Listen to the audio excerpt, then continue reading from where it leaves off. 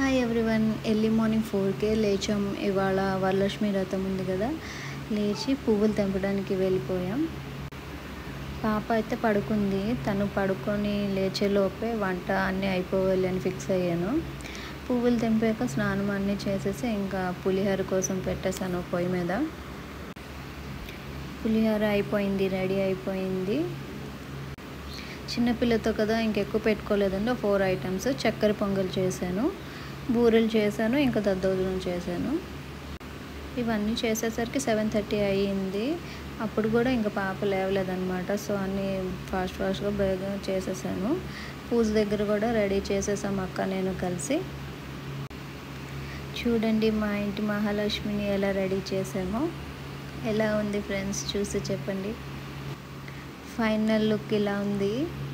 ప్రసాదాలు అన్నీ చేసిన తర్వాత పాప అయితే లేచింది. తనకు కూడా స్నానం చేయించేసి ఇంకా కూర్చోబెట్టేసాం అందాక ఆడుకోమని. తను కూడా బాగా సపోర్ట్ చేసింది, అస్సలు ఇంక ఏడవలేదు. మేము పూజ చేసుకున్నంతసేపు సైలెంట్గా ఆడుకుంది. అక్క నేను కుంకుమ పూజ చేసుకున్నాను. తర్వాత నాకు కథ చదవడం రాదు తెలుగులో కాబట్టి నేను ఫోన్లో అయితే కథ పెట్టేశాను. కథ వింటూ మేము తల్లికి పూజ చేసేసుకున్నాం ఇద్దరం. అనుకోవచ్చు ఏంటి ఇలా చేశారు అని. మనం మనస్ఫూర్తిగా ఎలా చేసినా సరే మన పూజ ఫలిస్తుందండి. సో నేను నాకు తెలిసిన విధానంగా నేను చేసుకున్నాను. ఇప్పుడు మా ఇంటి మహాలక్ష్మిని నేను రెడీ చేస్తున్నాను. మరి నా పాపే కదా మా ఇంటి అసలైన మహాలక్ష్మి. నేను తనకి రెడీ చేస్తున్నాను. ఫస్ట్ టైం అన్ని గాజులు తనకి వేసాను అనమాట. గాజులతో చాలా బాగా ఆడుకుంది. మా పాపకి ఫైనల్ లుక్ మీ అందరికీ మంచి సర్ప్రైజ్ అనమాట. సో లాస్ట్ వరకు చూడండి. ఎలా ఉంది నా మహాలక్ష్మి. క్యూట్ ఉంది కదా. నాకు ఎప్పుడు ఉండేది నాకు పాప పుట్టాలి, తనకి హెయిర్ ఎక్కువ ఉండాలి అని. ఇలాగ అట్లీస్ట్ నా కోరిక తీర్చుకున్నాను తనకి హెయిర్ ఇలా పెట్టేసి. మా ఇంటి మహాలక్ష్మికి కూడా నేను ఇంకా పూజ చేయాలి కదా. సో తనకు కూడా నేను కాలుకి పసుపు రాసి అన్నీ చేసి పూజ చేశాను. చక్కగా ఏం చేస్తే అది చేయించుకుంటుంది మా పాప.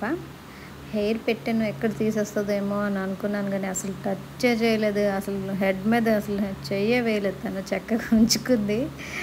ఫొటోస్ అండ్ పిక్స్కి చాలా బాగా సపోర్ట్ చేస్తుంది నాకు. నేను అంటే భయపడిపోయిన హెయిర్ పీకేస్తుందేమో అని, కానీ అస్సలు లేదు. చక్కగా ఉంచుకుంది చూడండి. నేను చక్కగా ఏవేవో మాట్లాడేస్తుంది నేను తనకి పూజ చేస్తున్నప్పుడు.